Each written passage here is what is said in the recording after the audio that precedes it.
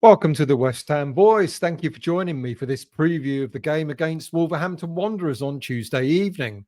Finally, Premier League football is back. I mean, these fixtures, something's got to be done, hasn't it? It's really, I mean, this stop-start to the Premier League season is just, it can't be right, can it? Really, it can't be good for the players. It can't be good. Uh, is it good for the league in the way we're set up? With all the international breaks and all the other breaks that happen, it's just, we haven't had a weekend of football after 2 weeks off because of the FA Cup, of course. And we've had to wait. I mean, it'll be something like 17 days since the last time West Ham United and most other Premier League teams have kicked the ball. I don't know. The last game we played was obviously against Everton away on the 15th of March in that 1-1 draw. However, during the international break, Graham Potter, he's tried to keep the players who weren't on international duty, he's tried to keep them match fit as he arranged a friendly against Brentford where Andy Irving played in an unfamiliar left-sided central defender role. Look, I'm not expecting him to play in that role in the future. Well, you never know. Maybe he might become a utility player for West Ham. But he played alongside Jean-Claire Todibo on the right and Max Kilman in the middle of a back three. So quite interesting to see how Potter set that up. Look, I'll come back to West Ham and who might be in the starting lineup against Wolves in just a moment. So let's focus on our opponents at this moment in time. Although they sit one place below us in the league, we're way ahead of them with a superior points margin of 8. And they themselves have got a superior points margin above Ipswich and Leicester, who are in the bottom 3 of 9 points. Let's be really honest.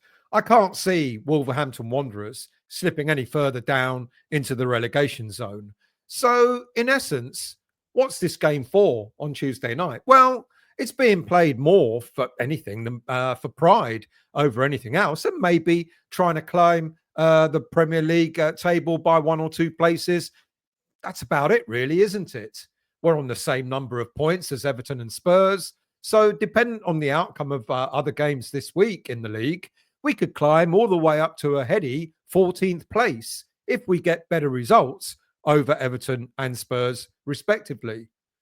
Wolves will have a number of players missing from this game, mainly through injury, and one main player through suspension, with the likes of Yerson Mosquero, Enzo Gonzalez, and Sasa Kalajnik, their striker, all out with cruciate ligament tears.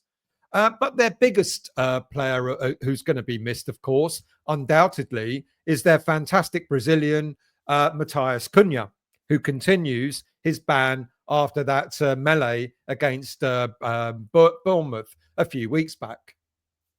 He's actually back on the 6th of April, just after Wolves play their next game after West Ham against Ipswich at the weekend.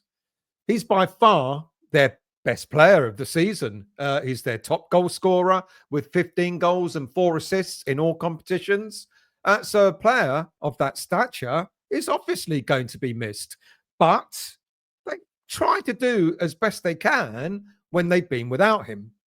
Their next highest goal scorer is striker Jørgen Strand Larsen, who's on a season-long loan from Celta Vigo. Apparently, there was some interest in him coming to West Ham last summer. Strand Larsen has done pretty well for his loan spell. 9 goals in the Premier League this season.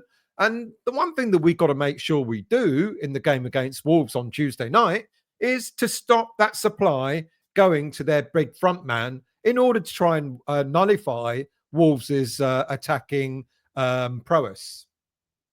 Now, without Cunha, it makes our job kind of slightly easier. Well, you would think so.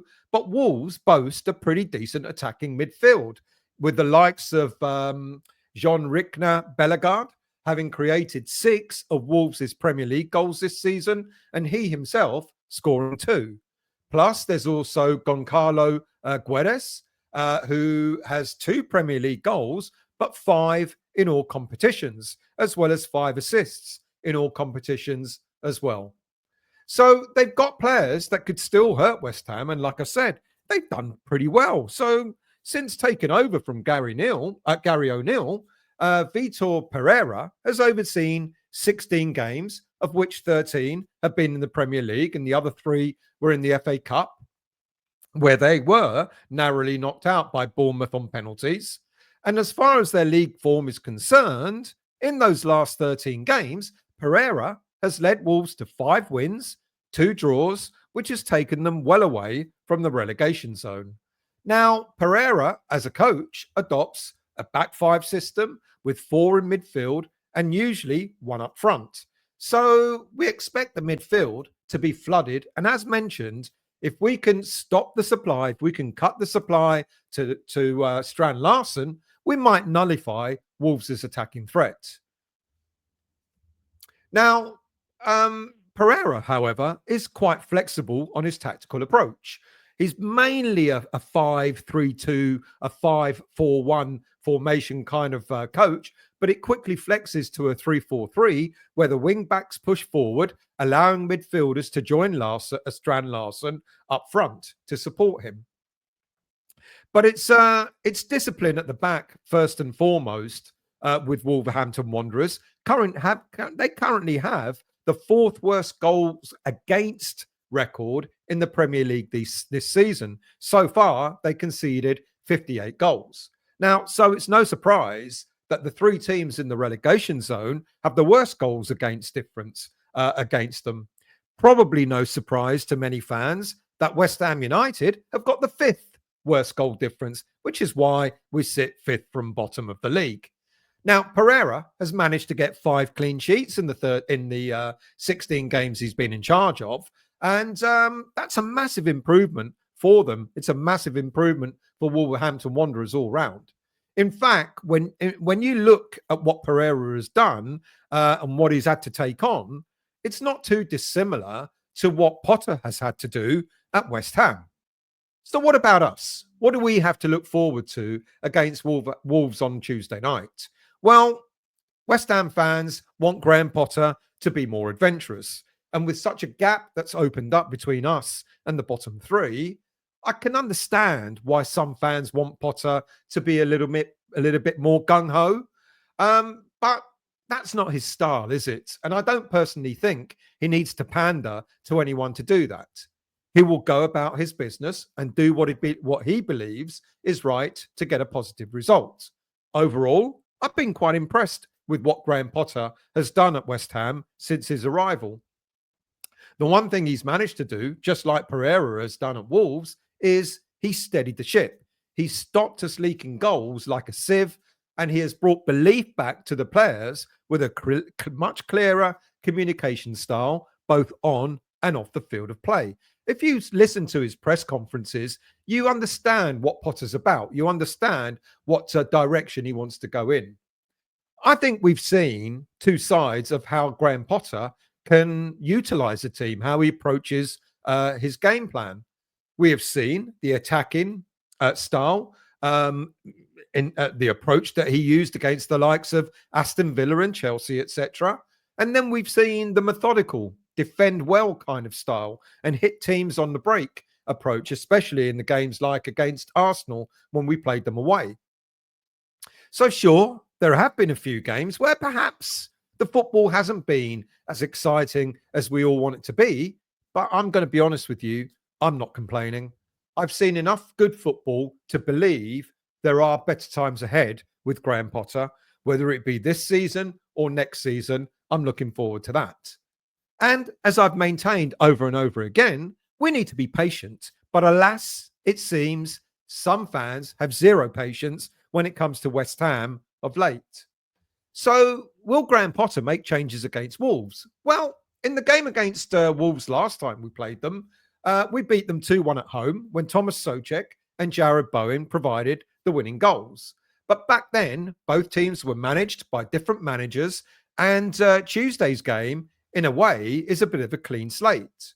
However, with Cunha missing and with West Ham coming into the game with a clean bill of health, apart from the long-term injuries to Crescencio Somerville and, of course, Mikel Antonio, West Ham should be in a favourable position to get a decent result, despite playing away from home. Our last 3 games against them have all been wins, and with our last defeat being a 1-0 loss at their ground way back in January 2023, so just over 2 years ago. In its pre-match press conference today, Graham Potter confirmed that apart from 1 or 2 slight niggles, all players have returned from international duty with no great concerns over their fitness. Potter was specifically asked about Niclas Fullkrug and Evan Ferguson in the hope that the journalist might get some insight as to whether either of them might start the game against Wolves. But Potter, quite rightly, played his cards close to his chest. When it came to talking about Fullkrug, he said that the player was certainly back after in training, but after a long period of out due to injury, his return will continue to be monitored in stages. So that kind of suggests to me that Niclas Fullkrug is highly unlikely to be starting in the game against Wolves. And then Potter also praised Evan Ferguson, especially after scoring for the Republic of Ireland during the international break. Another reporter asked Potter whether he thought or whether he agreed with the assessment going round that Ferguson's loan spell at the club at West Ham was not a success. And quite rightly so. Graham Potter, naturally, he batted that back and again reminded the reporter that Ferguson had come into West Ham at a time off the back of a lengthy injury, and he also needed to be brought back to full fitness and full match fitness in order to get a start in the team. Look, in terms of both players, I don't think we're going to see either of them start. But if either of them are considered to start, I think Ferguson is likely to be just ahead of Fullkrug in that order, mainly because he's demonstrated his fitness during the international break, playing 73, 74 minutes for the Republic of Ireland, scoring a goal as well. So I think he'd just be that bit ahead of Fullkrug if Potter decided to start with a striker against Wolves on Tuesday night. But if he does start someone like Ferguson, then that means someone in midfield is going to need to be dropped. And I know what a lot of fans are thinking. A lot of fans are saying, good, we have a pedestrian midfield, with the likes of Souček and Alvarez and James Ward-Prowse in that midfield. But I just wonder, to be honest with you, I think Potter is likely to stick with the likes of Souček and Alvarez. And maybe it'll be between James Ward-Prowse and Paqueta to have one of those other slots in midfield. Look, I think Potter will stick with a back 5. I think we'll have Areola in goal. I think, regardless of what fans think, I think Mavropanos is likely to start in a back 3 with Todibo and Kilman, with Wan-Bissaka and Oli Scholes as the wing backs.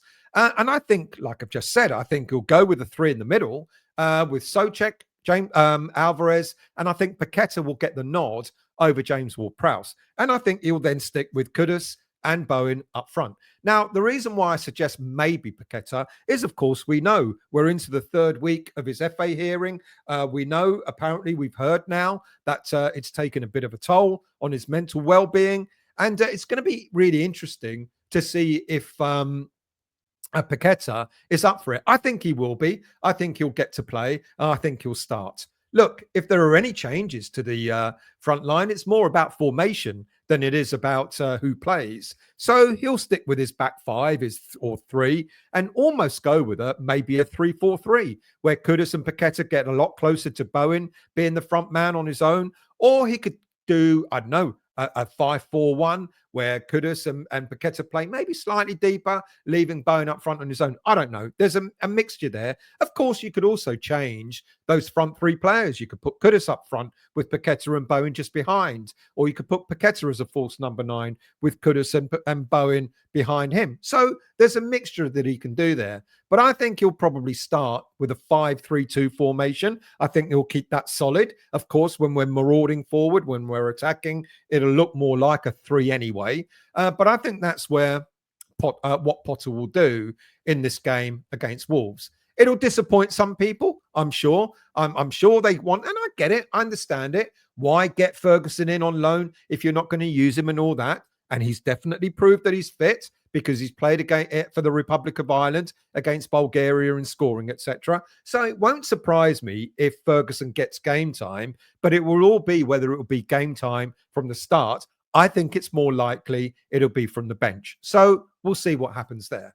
Look, outcome, to be honest, in a way, it sounds like the two head coaches sort of, they're evenly matched. So it's kind of got a score draw written all over it. But you know me, I'm not going to suggest it's going to be a draw. I think West Ham will come away with a win in this game, and I think we'll win 2-1. Will Thomas Souček get his customary goal against Wolves? Quite possibly. The player I'd really like to see score, now that he's also scoring for his national team, is Mohamed Kudus. I think he desperately needs a Premier League goal, and I really, really hope he gets that against Wolves on Tuesday night. Of course, I'll be on my way up there with Wiggy and Paul and various others, so do look out for the post-match review after the game. We'll be sober enough to do it, well, I certainly will be. So do look out for that. West Ham Weekly tonight. I haven't got a lot of themes, so I'm thinking about maybe doing a Q&A session, but I'll bring you up to date with a few things. So look out for the West Ham Weekly later on Monday night as well. In the meantime, thank you for watching. Thank you for listening.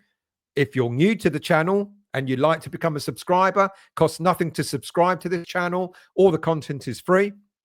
But equally as importantly, if not more so, if you've enjoyed the content, please do hit the like button because it absolutely helps with the algorithms in YouTube to elevate the channel. Thank you for watching. Thank you for listening, and I will see you all soon.